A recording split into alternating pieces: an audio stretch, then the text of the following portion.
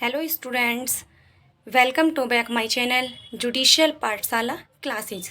आज मैं आप सबके साथ डिस्कस करूंगी आईपीसी और बीएनएस में क्या अंतर है, आईपीसी के स्थान पर बीएनएस को क्यों लाया गया है, ऐसा क्या हो गया था कि इतने साल बाद आईपीसी का स्थान अब बीएनएस ने ले लिया है। चलिए पहले तो हम इनकी फुल फॉर्म देख लेते हैं। आईपीसी की फुल फॉर्म होती है इंडियन पीनल कोड 1816, जबकि बीएनएस की फुल फॉर्म होती है भारतीय न्याय संहिता। अब आप कहेंगे इन शब्दों को अब आप तोड़कर पढ़िए। भारतीय मीन्स हम इंडियंस हैं, भारतीय दंड, जिन्होंने कोई भी क्राइम किया है उसे भारत के अंदर दंड मिलेगा। संहिता मीन्स ऐसा संग्रह, ठीक, संहिता का मतलब होता है संग्रह, ऐसी चीज़ें जो जगह जगह बिखरी पड़ी हों, जैसे चोरी से रिलेटेड ऑफेंस, शरीर से रिलेटेड ऑफेंस, बच्चों से रिलेटेड ऑफेंस, दुष्प्रेरण, कॉन्स्पिरेसी, इस तरह की जो चीज़ें अलग अलग बिखरी पड़ी हुई थी उन सबको इकट्ठा करके एक संग्रह बना दिया और उसे क्या नाम दे दिया, संहिता, यानी कि कोड। तो हमारा बीएनएस कब का है? बीएनएस हमारा 2023 का है, ठीक है। 25 दिसंबर 2023 को बीएनएस बन के तैयार हो गया था, जबकि ये लागू हुआ है हमारा अब वर्तमान में 1 जुलाई 2024 से। आईपीसी में कुल कितने अध्याय थे? आईपीसी में कुल 23 अध्याय थे और धाराएं कुल 511 थी, जबकि बीएनएस में कुल अध्याय 20 हैं, जबकि इसमें कुल धाराएं 358 हैं। अब आप देखेंगे इन्होंने आईपीसी में बढ़ाया नहीं है, बल्कि इन्होंने आईपीसी में अध्याय और धाराओं को घटा दिया है। जहां 23 अध्याय थे वहां अब इन्होंने 20 अध्याय कर दिया, यानी कि 3 चैप्टर कम कर दिए।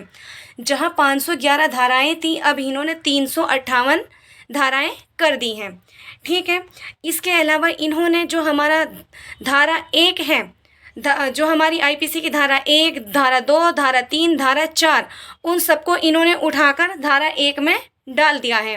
पहले आईपीसी में हमारा परिभाषा वाला एक सेक्शन नहीं हुआ करता था, केवल वहाँ एक धारा 6 से साधारण स्पष्टीकरण का एक चैप्टर स्टार्ट हो रहा था, लेकिन इन्होंने यहाँ बीएनएस में एक धारा 2 बना दी है और उन सारे जनरल स्पष्टीकरण को उठाकर धारा 2 में डाल दिया है। इन्होंने किसी भी परिभाषा में कोई अंतर नहीं किया है, इन्होंने केवल एक नई डेफिनेशन जोड़ी है इसमें, बालक।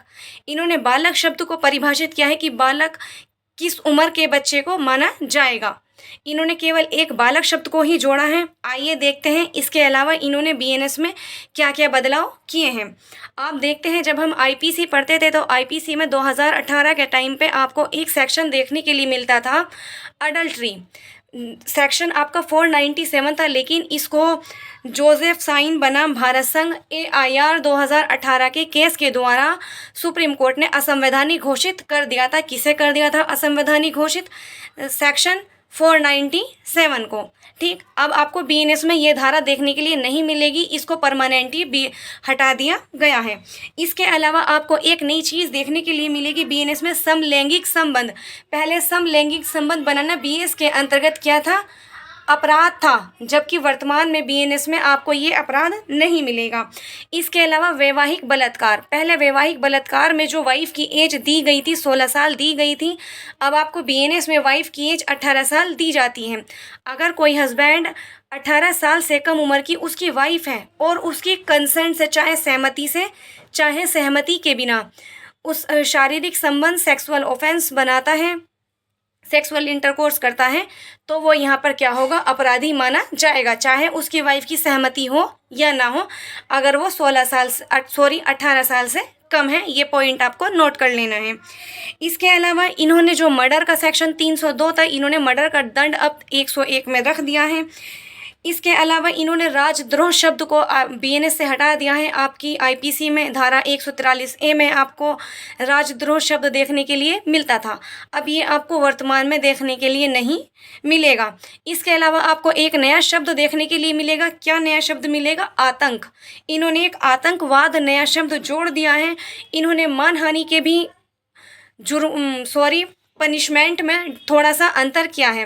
पहले मानहानि में कारावास मिलता था और जुर्माना मिलता था, लेकिन अब इन्होंने साथ में सामुदायिक सेवा का भी उपबंध कर दिया है, क्योंकि हमारे बीएनएस में एक नया दंड जुड़ा है अब वर्तमान में, सामुदायिक सेवा।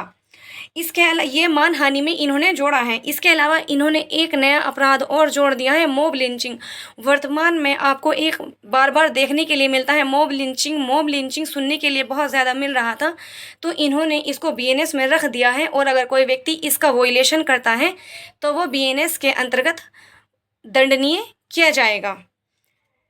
ठीक है, इसके अलावा आप देखेंगे कि इन्होंने और भी काफ़ी कुछ चेंजिंग्स किए हैं। इसमें आपको देखने के लिए मिलता है, पहले हमारी धारा 34, धारा 35, धारा 36, ये सब क्या थी, हमारी कॉमन इंटेंशन से जैसे रिलेटेड सेक्शन थे। जो जॉइंट लाइबिलिटी वाले सेक्शंस थे उनको इन्होंने यहाँ पर हटा दिया है। अब इन्होंने जॉइंट लाइबिलिटी के लिए या ये कह दीजिए कॉमन इंटेंशन के लिए अलग सेक्शन नहीं बनाया है, बल्कि इन्होंने एक सेक्शन 3 बनाया है, साधारण स्पष्टीकरण अर्थात जनरल एक्सप्लेनेशन। इसके खंड 5 के अंदर इन्होंने कॉमन इंटेंशन को रख दिया है। इसके अलावा एक नई चीज़ आपको और बताना चाहूँगी, पहले हमारे आईपीसी में 5 दंड हुआ करते थे, लेकिन अब इन्होंने बीएनएस में 6 दंड कर दिए हैं। 6 दंड कौन कौन से हैं एक बार मैं आपसे बता देती हूँ। मृत्यु दंड आपका आईपीसी में भी था, बीएनएस में भी है। आजीवन कारावास आपका आईपीसी में भी था, बीएनएस में भी है। नेक्स्ट कारावास 2 प्रकार का होता है, कठोर और सादा, वो यहाँ भी है और आईपीसी में भी था। इसके अलावा संपत्ति की जब्ती और जुर्माना। नया इन्होंने जोड़ा है सामुदायिक सेवा। ये आपको मैं अपने नेक्स्ट लेक्चर में बताऊंगी कि सामुदायिक सेवा किस प्रकार का पनिशमेंट है। चलिए, मेरा आज का लेक्चर यहीं पर ही समाप्त होता है।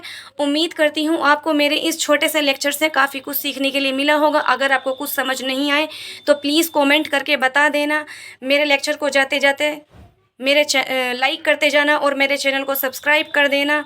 लाइक करना, कमेंट करना और अपने फ्रेंड्स के साथ भी मेरी ये वीडियो शेयर करना। मिलते हैं अपने आप से नेक्स्ट लेक्चर में।